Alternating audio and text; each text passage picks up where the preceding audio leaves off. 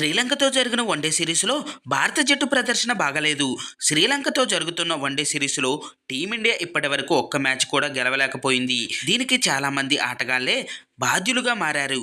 ముఖ్యంగా బ్యాట్స్మెన్పై మరింత బాధ్యత ఉంది. 2 మ్యాచ్ల్లోనూ పరుగుల చేజింగ్లో టీమిండియా ఓడిపోయింది. కాగా ఈ 2 మ్యాచ్ల్లోనూ భారత జట్టు విజేతగా నిలిచేది. కానీ కీలక ప్లేయర్లు హ్యాండ్ ఇవ్వడంతో ఓటమి పాలైంది. కెప్టెన్ రోహిత్ శర్మ 2 మ్యాచ్ల్లోనూ టీమిండియాకు అద్భుతమైన ఆరంభాన్ని అందించాడు. అయినప్పటికీ భారత జట్టు మ్యాచ్లో ఓడిపోయింది.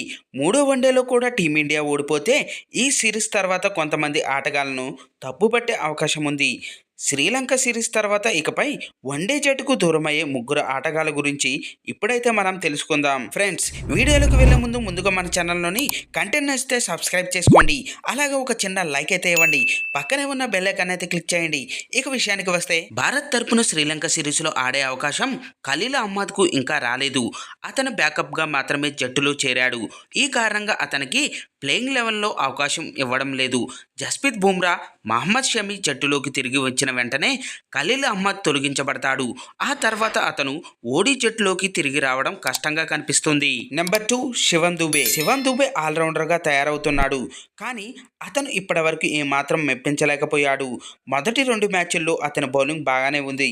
కానీ బ్యాటింగ్లో అవసరమైనప్పుడు అతను ఫ్లాప్ అయ్యాడు. ఇండియాకు రియాన్ పరాగ్ ఎంపిక కూడా ఉంది. ఇది కాకుండా హార్దిక్ పాండ్యా ఇప్పటికే ఉన్నాడు. ఇటువంటి పరిస్థితుల్లో శివన్ దుబే వన్డేల నుంచి రిటైర్ కావచ్చని తెలుస్తుంది. నెంబర్ 1, శ్రేయస్ అయ్యర్. వన్డేలో శ్రేయస్ అయ్యర్ పై చాలా నమ్మకం ఉంది. కానీ ఇప్పటి వరకు అతను అవసరమైన స్థాయిలో రాణించలేకపోయాడనే చెప్పాలి. తొలి మ్యాచ్లో శ్రేయస్ అయ్యర్ 23 పరుగులు చేయగా రెండో మ్యాచ్లో 7 పరుగులు మాత్రమే చేయగలిగాడు. మిడిల్ ఆర్డర్లో రిషబ్ పంత్ ఉండడం, సంజు శాంసన్ కూడా గొప్ప ఎంపిక. సూర్యకుమార్ యాదవ్ కూడా వన్డే జట్టులోకి రావచ్చు. ఈ కారణంగా శ్రేయస్ అయ్యర్ వన్డే జట్టు నుంచి శాశ్వతంగా తొలగించబడవచ్చు. ఫ్రెండ్స్, దీనిపై మీ అభిప్రాయాలను కింద కామెంట్స్ రూపంలో తెలియజేయండి. చూశారు కదా ఫ్రెండ్స్ ఈ రోజు టాపిక్. ఈ వీడియో కనుక మీకు నచ్చినట్టయితే లైక్ చేయండి. మీ ఫ్రెండ్స్తో షేర్ చేసుకోండి. ఎలా ఉందో కామెంట్ పెట్టండి. అలాగే సబ్స్క్రైబ్ చేసుకోవడం మాత్రం మర్చిపోవద్దు ఫ్రెండ్స్.